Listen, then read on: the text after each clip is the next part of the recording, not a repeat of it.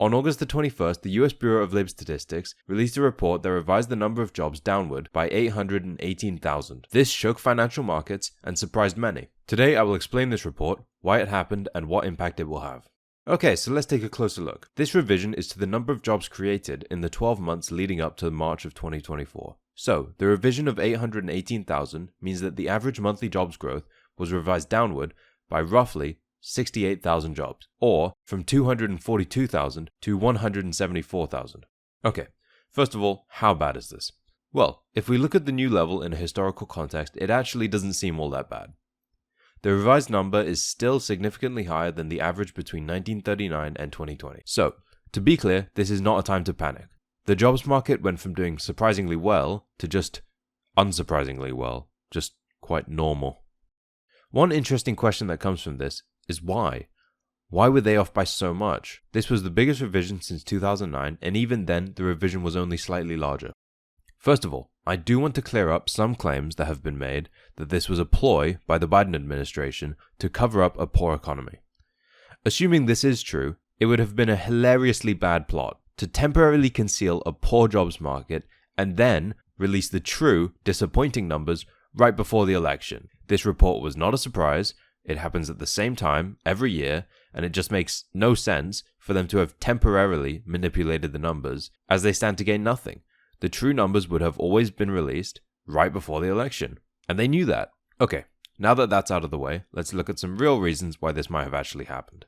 Before I explain what I think is the most likely culprit, I want to explain how these numbers are generated in the first place. Basically, every month, the Bureau of Labor Statistics sends out questionnaires to businesses around America. According to them, they collect data from around 30% of all business. While this is a huge number, it is only a small slice in the grand scheme of things. Once they have this data, they extrapolate it to form an assumption as to what the actual number is. Historically, they're actually quite good at this. The point of this is to give a timely and concurrent idea of where the jobs market is now.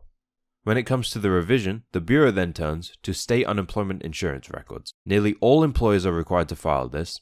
However, as they are tax records, they are only available once every financial year. And in America, the financial year ends in March. This number is very accurate, but it's slow to calculate and comes out several months after the data is collected. Okay, so now that we know how they're calculated, what went wrong? I think the most compelling theory is the one that was touched on by the economist Stuart Paul. The formula that the US Bureau of Labor Statistics uses to calculate the preliminary number includes assumptions about the number of business openings and bankruptcies. And most likely as a result of high interest rates, we have been seeing less business openings and more bankruptcies. Thus, the assumptions used by the Bureau of Labor Statistics were likely off. This theory also seems to explain the last time we saw a surprise this big. In 2009, where different economic conditions led to quite similar consequences for businesses, and thus a similar surprise when it came to the revision. So, what is the real-world impact of this revision? Well, to me, the most obvious impact is on Fed rate cuts. You saw the thumbnail with Jay Powell in it. Before this revision, it was the clear consensus that the September rate cut would probably be 25 basis points. Now, after this revision, the Fed might be seeing signs of a cooling job market. As of this recording, the futures market is giving a roughly 35% likelihood to a 50-point rate cut. And if we see a 25-point rate cut, I see no reason why this revision might not have an impact on the next rate cut. All of this is mirrored by what was said during the recent Jackson Hole Fed meeting, with Jay Powell stating, "We do not seek or welcome further cooling in labor market conditions. The downside risks to employment have increased." And then going on to say, "The time has come for policy to adjust.